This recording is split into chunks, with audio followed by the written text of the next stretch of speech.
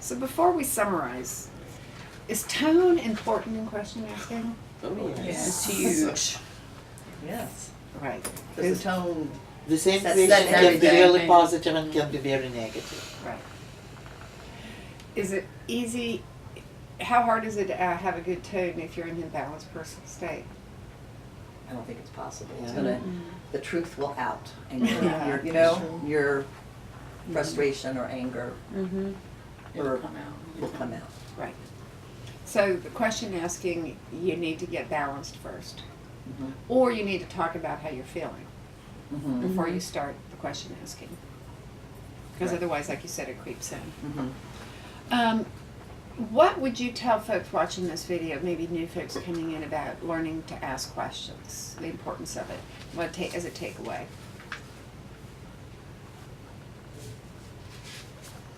You won't succeed in the collaborative environment if you don't learn to listen actively and then to ask the questions as you're listening actively. I mean, the conversations won't go anywhere. And then the defensiveness, the bad feelings, the walls, they will arise. No matter how pure your intent, if you don't discipline yourself to do these things. I also think that you have to know the goal before you start asking questions. What do you try to reach by asking your questions? Do you try to understand?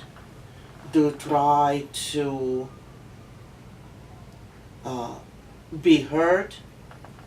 Or what is the goal of your question? Then you probably will ask better questions. What is the goal? What's the intent? Yes. The intent of the question, is it to clarify, dig, To or understand, manipulate? yeah.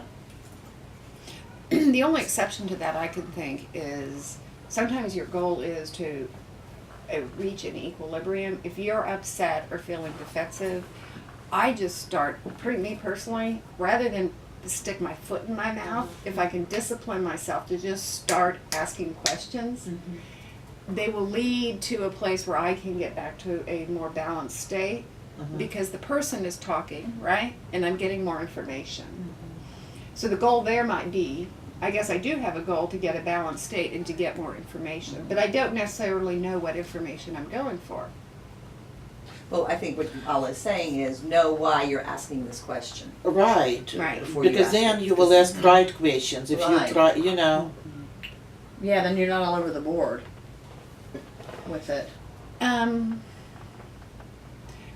Yeah, I see what you're saying, and I think sometimes it's not asking the question, it's, I think sometimes when I'm asking questions, I'm just trying to figure out what the problem is. Are you ever in that place? yeah. Oh, yes.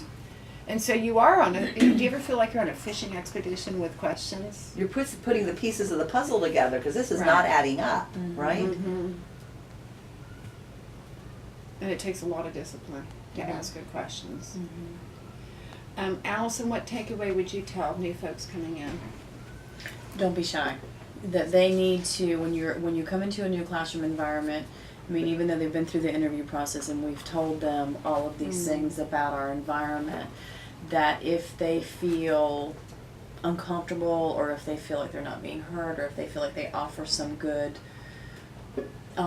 observations or comments about a classroom, that they should really employ these techniques and not be afraid to. I think that's the biggest thing that I hear from a lot of teachers, that even though we tell them up front that they need to be doing this, some of them don't feel comfortable, and that they really should understand that coming into this environment that we really mean what we say and that they do need to do this. Tarnisha? I would say the biggest thing would be to no question is a bad or a dumb question. Yeah. Because I had that problem, so it's, And what happened because you didn't ask questions?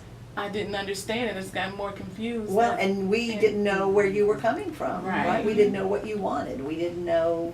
We didn't know You who kind of you were going along. Right. Exactly. Exactly. And it So- got to a point where we were making false assumptions. Right. And what's happened a couple times with the really quiet people who didn't speak up, and a couple of them have left, and when they've left, I call it the word vomit. I'm like, oh my God, why didn't you come to us 2 years ago when you were thinking this stuff? And they'd taken little things and blowing them up into these huge demons. And I felt so bad for them. Yeah. Because we didn't know. Right. Yeah. But, I mean, it's just, you've got to either believe that questions are important and that your voice is important, Exactly. right? And it is a skill, and again, it's a mindset, isn't it? Yeah. Oh, yeah. It is a Right. mindset. And that's the difficult part because when you have new folks coming in, you know, they're bringing their own baggage that they came from different schools or different jobs where this is not commonplace. And so there has to be a level of trust to where they can start doing this too. And that's the other flip side. That doesn't always come so easily because their guard is up. And so when we're being open and we're collaborative and we're telling them all these things and most people are like, whoa, Right. because they're not used to that. And Right, it shuts they're them down. But I guess my takeaway would be to ask us questions. Even though it may make you feel uncomfortable, start asking. Well, I would say to remind one another to ask questions. Yeah, that's a good thing too. When you're, Yeah. and I mean, remind each other. Tarnisha, you know, you need to ask her why she did that. Or Right. ask her what she thinks is gonna happen if we do this. Mhm. Because I can see you're getting a little tense. Sure. Yeah. Okay. Because it's hard to discipline yourself. You're Yeah. gonna have to ask others to help you. Right. Yeah, exactly. That's So you're not struggling alone. yeah. I think that's a big takeaway too. Ask for help. Thank you, ladies. You're welcome.